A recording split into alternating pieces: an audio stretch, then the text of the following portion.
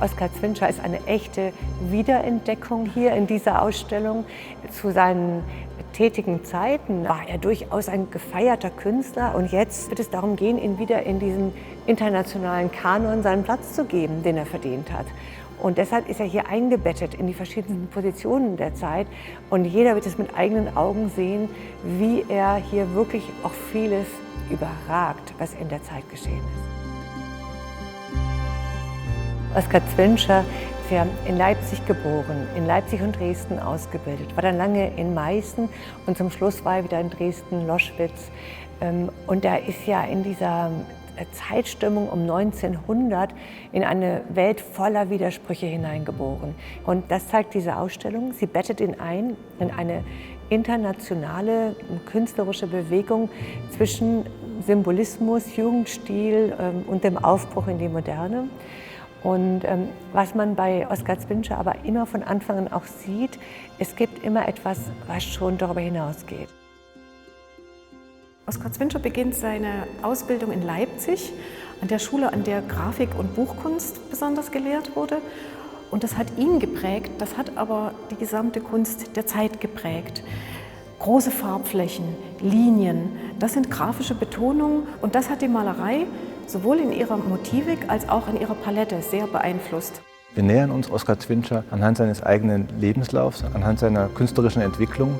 Er hat mit jungen Jahren sich zurückgezogen nach Meißen, das ist unser erstes Ausstellungskapitel auch, wo er seinen ureigensten Stil auch entwickelt und dann hervorbricht, also wirklich in München auf einmal groß wird, in den Ausstellungen präsent wird und wahrgenommen wird.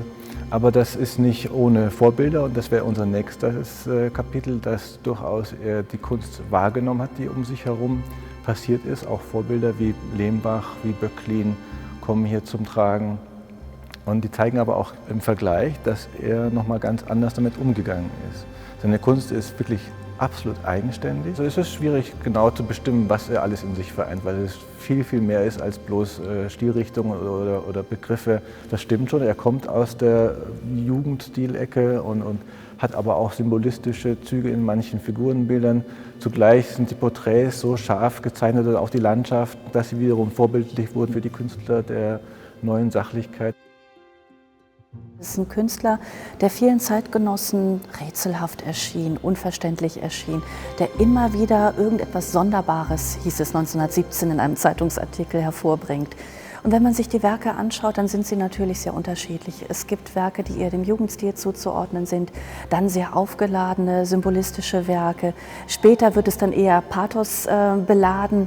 Aber ein besonderes Bild, was man hier im Hintergrund sieht, ist natürlich die Dame mit Zigarette. Und dieses Werk schlägt wirklich eine frappierende Brücke zwischen dem Jugendstil und eben der neuen Sachlichkeit. In Vorbereitung dieses Ausstellungsprojektes hat ein Forschungsprojekt stattgefunden, bei dem die Werke Oskar Zwinschers intensiv untersucht wurden. Also gerade bei dem hinter mir sichtbaren Gemälde des Bürgermeister Beutler konnte man im Hintergrund in der Infrarotaufnahme die erste Bildanlage sehr gut erkennen. Und das war also sehr oft bei ihm immer wieder eine Überraschung, wie vielfältig dieser Werkprozess war und wie kreativ er eigentlich in dieser Anfangsphase vorgegangen ist.